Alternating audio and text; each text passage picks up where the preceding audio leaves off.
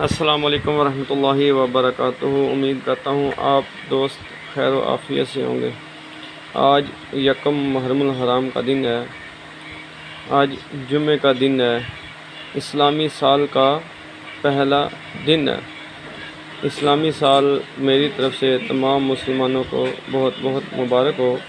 اللہ تبارک و تعالی ہم سب کے لیے اس سال میں برکت عطا فرمائے، اور اللہ تعالی ہم سب مسلمانوں کو متحد ہو کر کفار کا مقابلہ کرنے کی توفیق عطا فرمائے۔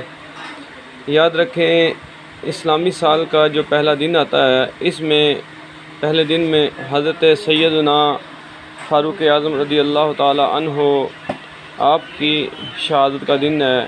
یہ وہ صحابی ہیں، ایسی شانوں والے صحابی ہیں جن کے بارے میں نبی کریم صلی اللہ تعالیٰ علیہ وآلہ وسلم نے ارشاد فرمایا، اگر میرے بعد کوئی نبی ہوتا تو وہ حضرت سیدنا فاروق اعظم رضی اللہ تعالیٰ عنہ ہوتے۔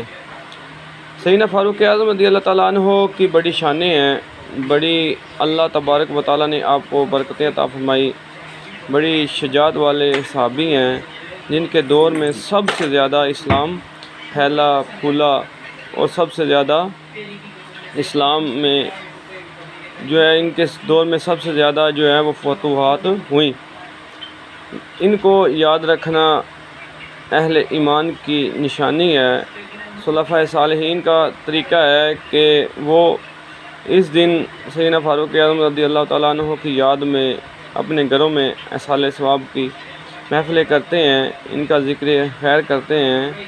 یاد رکھیں، سیدنا فاروق اعظم رضی اللہ تعالیٰ عنہ کے بارے میں نبی پاک صلی اللہ علیہ وسلم نے فرمایا کہ اللہ تعالیٰ نے فاروق اعظم کی زبان پر حق کو جاری کر دیا ہے، یہ جو بھی کہتے ہیں یہ سچ ہوتا ہے۔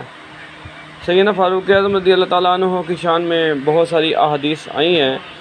آپ صلی اللہ علیہ وسلم نے ارشاد فرمایا، فاروق اعظم رضی اللہ تعالیٰ عنہ وہ شخصیت ہیں جس گلی سے گزر جائیں وہاں پر سے شیطان نہیں گزرتا۔